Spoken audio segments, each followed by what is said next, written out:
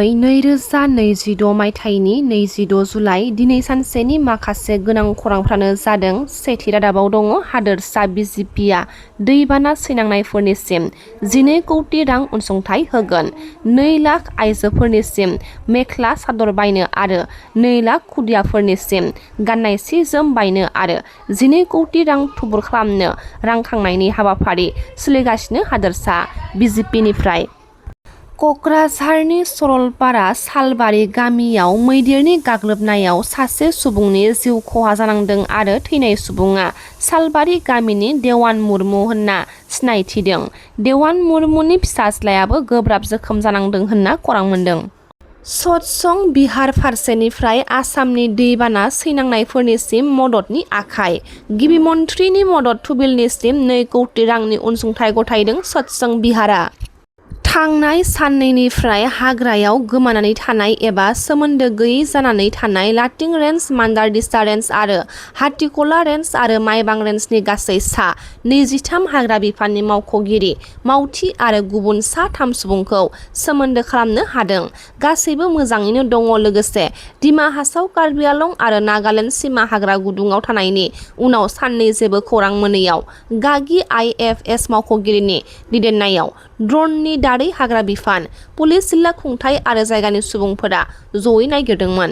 उनाव गोमानाय हाग्रा बिफाननि मावथिफोरजों सोमोन्दो खालामनो हादों होनना खौरां मोन्दों। हाग्रा बिफाननि मन्थ्रि जयन्त मल्ल बरुवा बिथाङा समाजारि बिजोंनि गेजेरजों बे बाथ्राखौ फोरमायदों। बरपेटा पुलिस बिफाननि जाफुंसारनाय खावनाय मोसौफोरखौ माइरं बस्थानि सिङाव एरसोनानै लाबोदोंमोन। गंसे गारिजों लोगोसे बरपेटानि नबिर हुसेन आरो बङाइगावनि साहाबुद्दिन आलीखौ श्रीरामपुर पुलिस बिफाना खानो हादों। दुलाराय बर' फरायसा आफादनि बिथोन बायदियै फैगौ 27 अक्ट' समबारखालि बिश्वनाथ जिल्ला बर' फरायसा आफाद गहपुर साब डिभिजननि लांगोना मोखाङाव बिटिआर गोजोन गोरोबथाखौ आबुङै मावफुंनांगौनि थाखाय मोनसे सुबुं खुद्रिसारनाय हाबाफारि लादों। खौरां मोननाय बायदिब्ला मोनफ्रोमबो दखरानिफ्राय बे खुद्रिसारनाय हाबाफारियाव बाहागो लागोन आरो बेनिनो सोनाब गहपुर दखरा बर' फरायसा आफादआ रायजो राजाफोरनि सायाव हांख्राय बिलाइ होदों। कारगिल दावहायाव मुंख्लं जानाय गेदेमा मुंख्लं केप्तेन जिन्तु गगৈनि बिमा दुलुप्रभा गगৈखौ मान खालामदों हादोरसा बेंगिरिया। दावहायाव मुंख्लं जानाय बिर जवानफोरखौ गोसोखांना दिघलपुखुरिनि रुगुंनि दावहा गोसोखां सिथ्लायाव फालिदों कारगिल देरहानाय सान। पाकिस्तानजों सोमोन्दो थानाय आसामनि साथाम जिहादिखौ हमनो मोननाय बिथिंनि सोमोन्दै खौरां मेल लादों गिबि मन्थ्रि बिथाङा। पाकिस्ताननि जानानै खामानि मावनायनि अजदआव पुलिस बिफाना साथाम सुबुं धुबुरीनि आक्रुमुल इस्लाम, चिरांनि आमिनुर रहमान आरो बरपेटानि आब्दुल हुसेनखौ हमनाय जादों। आसामाव दैबानाजों भुगिनांनाय सुबुंफोरखौ मदद खालामनायनि थांखिजों मन्थ्रि चरण बर' बिथाङा गिबि मन्थ्रि डक्टर हिमन्त बिश्व शर्मा बिथांनिसिम आखायाव रांनि चेक गथायदों। बाक्सा जिल्लानि मसलपुराव बिटिसिनि चिफ हाग्रामा महिलारि बिथाङा बिबुंथि होदों। गासैबो साख्रि मोननांगौआ गोरलै नङा। बिटिसि हालामाव इन्डास्ट्रि गैया। बाक्सा जिल्लानि मसलपुराव PMB मेलनि उनाव BPF दोलोआ अखं आसामनि दैबानाजों सिलिंखार जानाय ओनसोलनि थाखाय CM रिलिफ फान्डआव 50 लाख रांनि चेक हरनायनि थिरांथा लादों। हौवा रुंसारि जानायनि उनाव दुखुथिया आइजो जेनि बसुमतारिनि नखरखौ मदद खालामदों गाहाय खुंगिरि हाग्रामा महिलारि बिथाङा। उदालगुरि कालिंदुवार बियाबनि सिङाव थानाय हरिसिंगा सिमलिगुरि गामिनि सासे हौवा रुंसारि जाजानाय दुखुथिया आइजो जेनि बसुमतारिनो 3 लाख रां अनसुंथाइ होदों बिटिसिनि गाहाय खुंगिरि हाग्रामा महिलारि बिथाङा। दिनै सरकारनिफ्राय अननाय मोनबाय, मा बुंगोन? आं दिनै हाग्रामा सारखौ धन्यबाद होदों आरो पन्सायत सारखौबो धन्यबाद होबाय आंनि गोसो गोरबोनिफ्राय। आं बेसेबांखिनि थाखा मोननानै आंनि न'खरफोरखौ मोजाङै खालामलांनो सानदों आरो फरायनाय गथ'फोरनि थाखायबो आं मोजां खालामलांनो सानदों। बेसेबां थाखा होदों? आंनो हाग्रामा सारा अननानै आंनो 3 लाख थाखा होलांबाय। आं बेनि थाखाय धन्यबाद होदों। सिगाङाव बेबायदि सोरनिफ्रायबा बेबायदि अननाय आं मोनाखैमोनथ', आं मोनाखै, रावनिबो फुराय आं मोनाखैमोन। आं दिनैसो मोनदों। आंनि गोसोआबो गोजोननाय मोनबाय दिनै बेसेबांखिनि थाखाखौ मोननानै।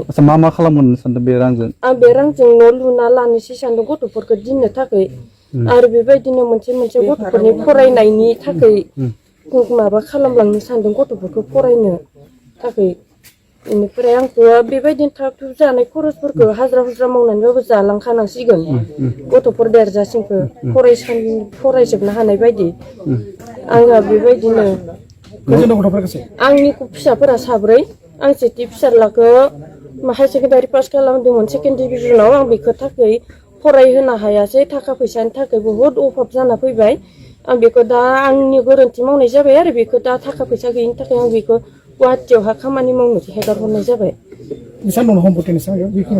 बे हाया आं खथा मोनसेल'सो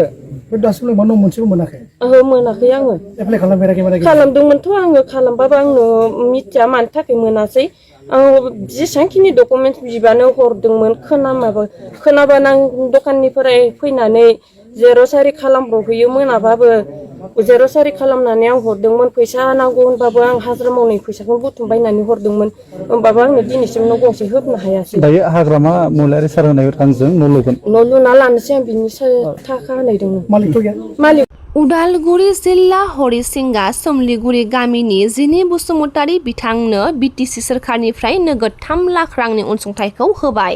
बिक्रम दैमारि, कास्टम बसुमतारी आरो माखासे दैदेनगिरि बिथांमोना गथायफैदों जिनि बसुमतारी बिथांनो 3 लाख रांखौ। बिटिसिनि चिफ मानगोनां हाग्रामा महिलारि सारा हरिसिंहानि बे गामिनि सिङाव थानाय जोंहा मा नाममोनलाय सोमलिगुरि गामियाव सासे बर' आइजो बिथाङा फिसाय थैजानाय फ्राय 3 बोसोर जाबाय फिसाय थैजेननाया आरो बिथांनाव 4 फिसा दं। सासे देरसिन फिसालाया दा हायार सेकेन्डारिखौ सेकेन्ड डिभिजनाव पास जानानै गुवाहाटियाव हाजिरा मावो। 3 फिसा दंबावो बेयो फरायगासिनो दं क्लास 6आव 2 आरो क्लास 2आव सासे आरो बिथाङा हटेल हाजिरा मावनानै सानसेयाव 250 बिथांमोनहा मोनो।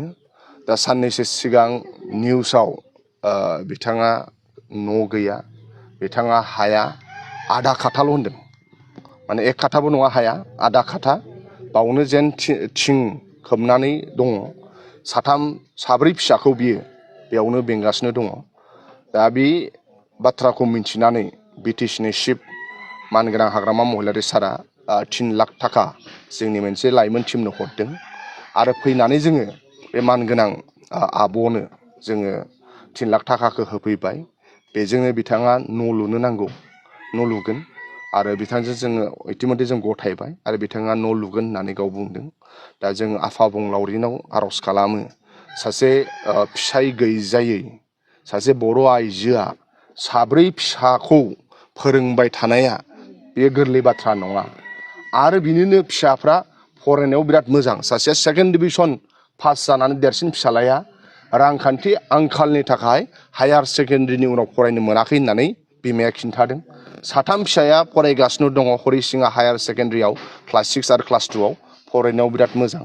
आफा अबंलावरिया बोर होथों बिथांनि फिसाफोरा मोजां फरायनायाव जाथों आरो बेबादि सासे फिसाय गैयै बर' आइजोआ हाजिरा खामला मावनानै बिथाङा गावनि गथ' गथायखौ फोरोंगासिनो दङ। बिथांनोबो इसोरा अबंलावरिया बोर होथों आरो जों बेखौनो लुबैयो बिथांनि न'आ अराय सम मोजाङै थाबाय थाथों मोजां जालांथों। बिटिसिनि चिफ मानाव गेदेर हाग्रामा महिलारि सारा खबर मोननायलाय जोंनो 3 लाख थाखा हरदों आरो बे 3 लाख थाखाखौ जों होबाय। 2.5 लाखखौ बिथाङा न' लुगोन होनदों। 2.5 लाख थाखानि बिथाङा न' लुनानै लागोन। 50,000खौ बे बायदिसिना बिदिनो फिसा फिसौ फालांगि मावनानै फिसा फरायनायनि खरसाखौ दरनबाय थागोन। दा मानाव गेदेर हाग्रामा महिलारि सार बिटिसिनि चिफ 3 लाख थाखा हरनायखौ जों गथायबाय आरो बिथांनि न'आव फैनानै जोबोद दुखु नांदों। मानोना बिथांमोनाव आधा खाथाल' हा दं 1 खाथाबो नङा आधा खथा होनदों। आधा खथा हायावनो बिथाङा जेन थेन न' सेथिं खोबनानै दङ। नाथाय बिथांनि फिसाफ्रा देरबोगासिनो दङ। फिसाजो 2 दं फिसाला 2 दङ। फिसाजो 2 आरो फिसाला 2 बिथांनो न'आ बिराद गोनांथार मानोना फिसाजोफ्राबो देरबोहांगासिनो दङ। ओंखायनो बे नोजोरखौ बोनानै बिमाया न' नांथारगौ बेराफारसेथिं फिसाय गैया।